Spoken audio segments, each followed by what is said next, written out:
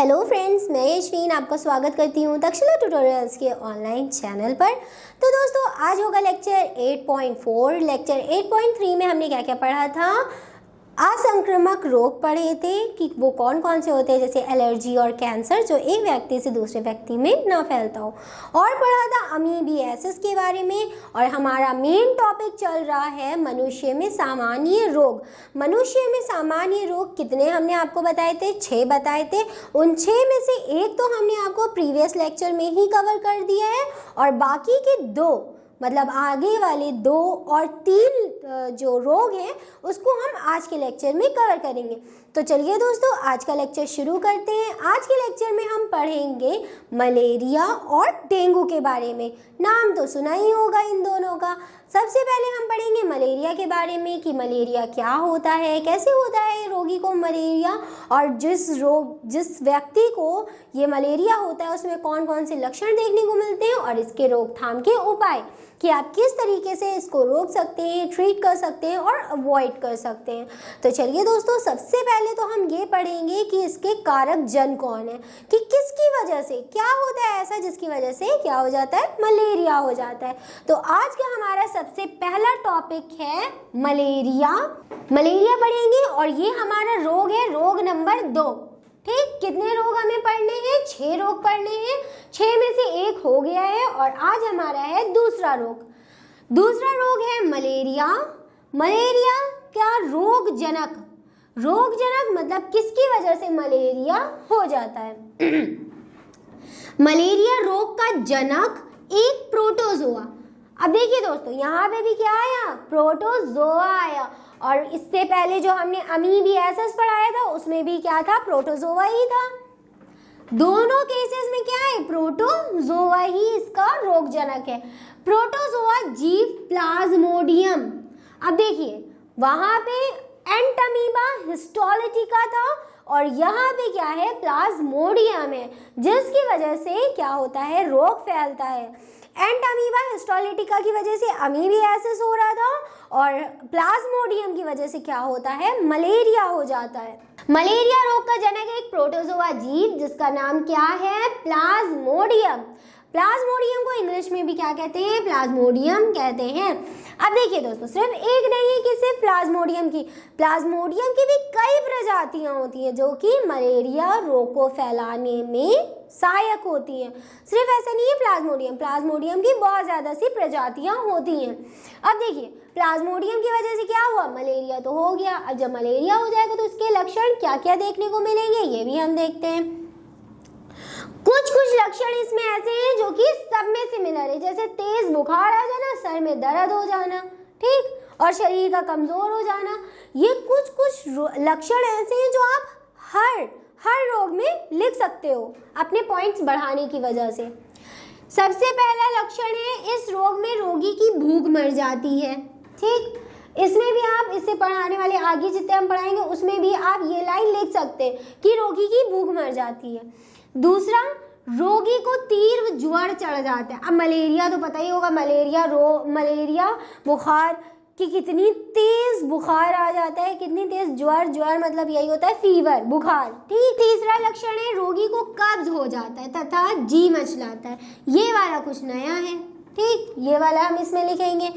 फिर चौथा लक्षण है, रोगी का मुंह सूखने लगता है। ये भी एक नया लक्षण हमें देखने को मिला किसमें? मलेरिया में।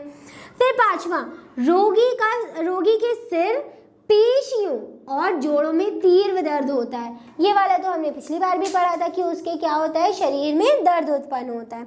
फिर इसके बाद उसका उपचार में क्या है? मलेरिया के उपचार के लिए 300 वर्षों से कुनैन एक परंपरागत औषधि बनी हुई है। अब ये कुनैन मिलता कहाँ से है? कुनैन मिलता है सिकोनी के पेड़ से। सिकोनी का जो वृक्ष होता है, पेड़ होता है, उससे हमें कुनैन देखने को मिलता है, कुनैन मिलता है। कुनैन एक औषधि होती है और सिकोनी के जो तने की छाल होती है उससे ये निकाली जाती है। ठीक दोस्तों, और सबसे ज़्यादा इसका यूज़ किया जाता है मलेरिया को ट्रीट करने में। और ये काम कैसे करती है? हमारे शरीर के अंदर जब मलेरिया हो जाता है, मतलब प्लाज्मोडियम पहुंच जाता है, तो प्लाज्मोडियम पहुंचते साथ ही वो बढ़ने लगता है, ग्रोथ करने लगता है, अपनी जैसी तादाद और बढ़ा लेता है।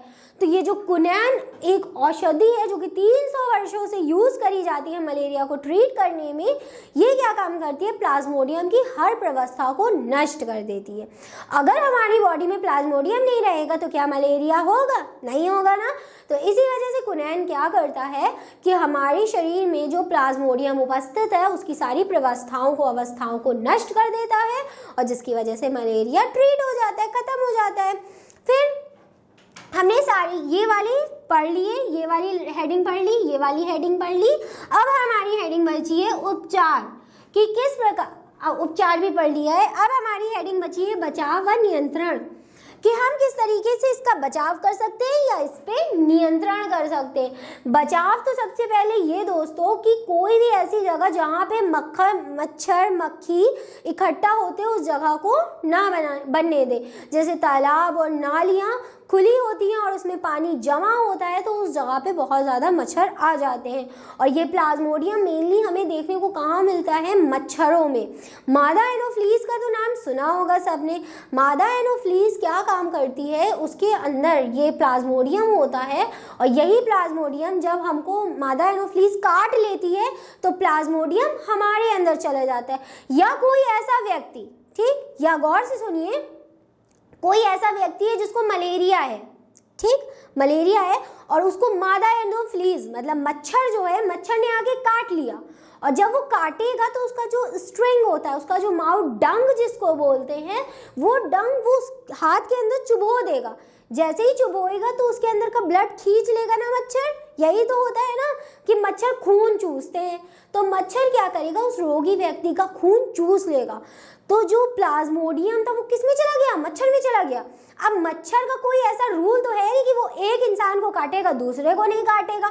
तो वही मच्छर जब किसी स्वस्थ व्यक्ति को काट ले, ठीक, किसी रोगी व्यक्ति को उसने काटा और प्लाज्मोडियम ले लिया, और वही प्लाज्मोडियम लेके वो किसी स्वस्थ व्यक्ति को काट देगा, तो मलेरिया इसी से फैल जाता है कि उसने जब वही स्वस्थ व्यक्ति को वो काटेगा तो प्लाज्मोडियम कहाँ छोड़ देगा? उस स्वस्थ व्यक्ति के रुधिर में, शरीर में, ठीक, जिसकी वजह से क्या होगा, मलेरिया उस व्यक्ति को भी होने के बहुत ज़्यादा चांसेस बढ़ जाएंगे, क्योंकि उसके पास भी क्या चला गया?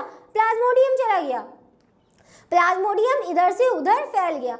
अब जो मच्छर है उसने क्या काम किया? एक वाहक का काम किया, कि मतलब रोग को एक जगह से दूसरी जगह पे फैला दिया। कैसे? एक रोगी व्यक्ति को काटा और उसके अंदर के प्लाज्मोडियम ले लिया, और फिर वही जाके स्वस्थ व्यक्ति को काटा तो प्लाज्मोडियम को क्या करा? छोड़ दिया उसके अंदर, जिस वजह से क्या हो गया? रोग उत्पन्न हो गया। तो दोस्तों मलेरिया एक जगह से दूसरी जगह फैलता है। इस वजह से इसके बचाव से के लिए हमें क्या करना होगा? मच्छरों को अपने आसपास बिल्कुल भिनभिनाने नहीं देना होगा। कहीं भी कोई भी ऐसी जगह जहाँ पे मच्छर आपको दिखे तो तुरंत वहाँ से हट जाइए कि कहीं कोई मच्छर आपको काट ना ले। या DDT BHC के काफ़ी छिड़काव करे जाते हैं, लेकिन वो इंडिया में बैन है क्योंकि काफ़ी लोगों को उससे भी दिक्कत होती है DDT की वजह से। उसके छिड़काव, ये कीटनाशक होता है, ठीक, तो वो छिड़काव कर सकते हैं। लेकिन सबसे अच्छा आजकल हम क्या यूज़ करते हैं? ऑल आउट तो सबने सुना होगा, या गुड नाइट मशीन आती है, उसको स्विच बोर्ड में लगा देते हैं, स्विच ऑन कर देते हैं एंड सारे मच्छर गॉन। सारे मच्छर कहाँ चले जाते हैं पता ही नहीं चलता है। कुछ लोग कॉइल लगाते हैं, गोल गोल से राउंड राउंड कॉइल होते हैं, तो उसके धुएं की वजह से भी काफ़ी लोगों को दिक्कत होती है, तो आप चाहे तो वो ना लगाएं। मच्छरदानी का उपयोग करते हैं, काफ़ी लोग क्या करते हैं? मच्छरदानी का उपयोग करते हैं, जिसकी वजह से क्या होता है? मच्छरों से बचा जा सकता है। तो दोस्तों मलेरिया यहीं पे ख़त्म होता है। इसके बचाव के लिए सफाई सुथराई रखनी चाहिए, किसी जगह पे पानी इकट्ठा नहीं होना देना चाहिए ताकि मच्छर वहाँ पे इकट्ठा हो। एक बात और बताते दोस्तों, हमने नाम लिया था मच्छर का मादा एनोफ्लीज, ठीक, आप कहेंगे हाँ नर एनोफ्लीज क्यों नहीं लिया? वो भी तो एक मच्छर है और एनोफ्लीज ही है, लेकिन मादा ही क्यों, नर क्यों नहीं? अब देखिए, मादा एनोफ्लीज जो होती है वही शरीर पे काटती है, मतलब मानव को काटती है। जो नर एनोफ्लीज होती है मच्छर, वो नहीं काटते हैं, नर वाले मच्छर नहीं काटते हैं और मादा वाले मच्छर काटते हैं। अब ऐसा क्यों? होते तो दोनों मच्छर हैं, एक मच्छर काटता है, एक मच्छर नहीं काटता है, ऐसा क्यों? तो दोस्तों, जो मादा एनोफ्लीज होती है उसके पास बहुत काम होते हैं। उसे अंडे भी देने होते हैं, उसे उसकी देखरेख भी करनी होती है, जिसकी वजह से उसे ज़्यादा न्यूट्रिएंट चाहिए, ज़्यादा क्या चाहिए? पोषण चाहिए। और खून चूसने से अच्छा पोषण कहीं नहीं मिलेगा। खून में जितने अच्छे पोषण होते हैं वो उसे कहीं नहीं मिलेंगे। इस वजह से मादा एनोफ्लीज काटती है, जबकि नर ऐसा कोई काम नहीं करते। कहीं नर अंडे देते हैं? नहीं ना। तो जिसकी वजह से उन्हें इतने ज़्यादा पोषण की ज़रूरत नहीं होती है, जिस वजह से नर एनोफ्लीज मनुष्य को नहीं काटता है और मादा एनोफ्लीज ही सिर्फ इस रोग का वाहक होता है। और एक बात और दोस्तों, बड़े बड़े होते हैं ये मच्छर। मादा एनोफ्लीज शरीर में बड़ी होती है, जबकि जो नर एनोफ्लीज होता है वो काफ़ी छोटा होता है। इवन इसके स्ट्रिंग या जो इनके डंक होते हैं उसमें भी काफ़ी अंतर होता है।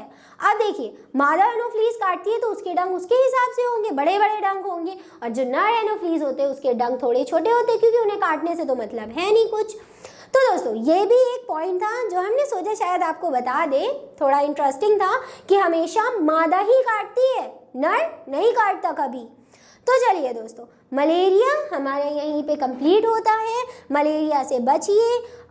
काफ़ी सारी क्रीम्स भी आती हैं जो शरीर पे लगाई जाती हैं, जिसकी वजह से मच्छर आसपास नहीं आते, जिसे ओडोमॉस कहते हैं, वो भी आप लगा सकते हैं ताकि मच्छर आपको ना काटे। सोने से पहले ऑल आउट लगा लीजिए, ऑल आउट जैसे गुड नाइट होता है वो सब लगा लीजिए। कॉइल का उपयोग करिए अगर आपको कोई दिक्कत ना हो। वैसे DDT का कीटनाशक का छिड़काव होता है, लेकिन वो इंडिया में बैन है और काफ़ी सारे देशों में वो बैन है। तो दोस्तों, यहाँ पे हमारा मलेरिया ख़त्म होता है। बचाव करिए इससे। अगर एक बार हो जाता है तो जल्दी ठीक नहीं होता है, काफ़ी तेज़ बुखार चढ़ता है और काफ़ी रोगी इसमें परेशान हो जाता है।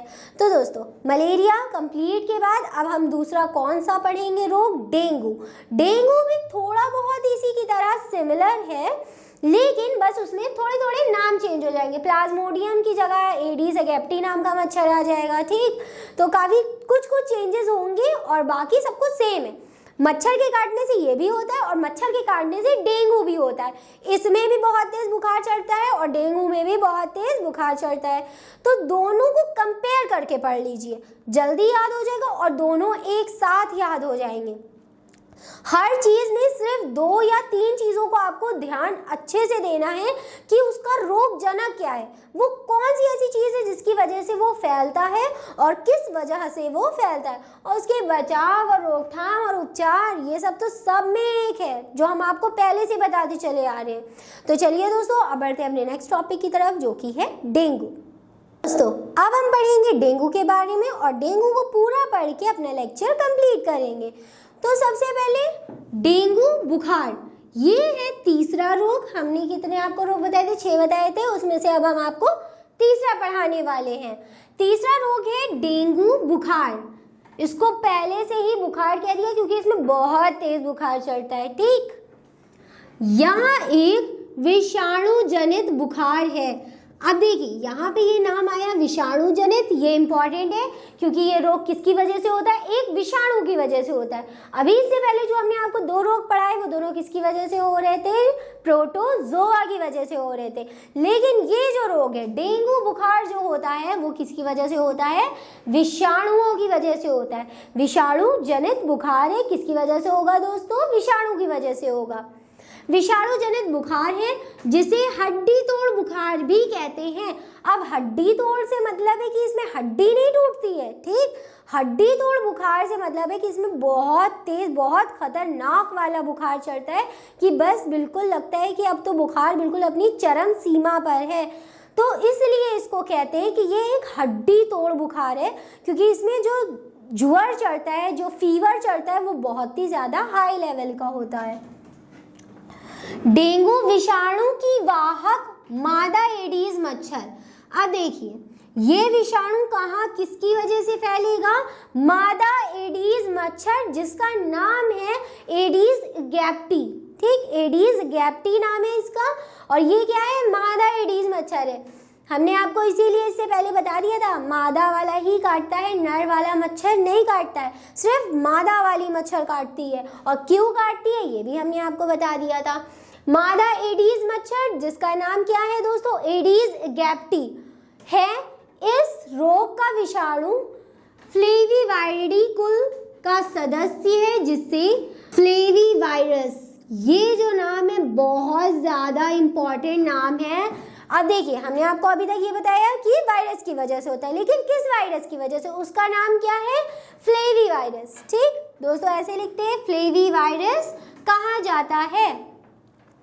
फिर से ये वाला पॉइंट, डेंगू अगर लिखने को आए टिप्पणी या लॉन्ग में या शॉर्ट में, जिसमें भी आए, ये वाला जो पैरा है ये लिख दिया तो समझ लिया आपका जो आंसर है वो बहुत अच्छा हो गया, क्योंकि इसी पैरा में यहाँ से लेकर यहाँ तक कि पूरा बता दिया गया है कि किस वजह से होता है, किसकी वजह से होता है और इसको किस और नाम से भी पुकारते हैं। तो फिर से हम आपको ये एक पैरा बता देते हैं, अगर नहीं समझ में आया है तो फिर से आप एक बार इसको रिपीट कर लीजिए।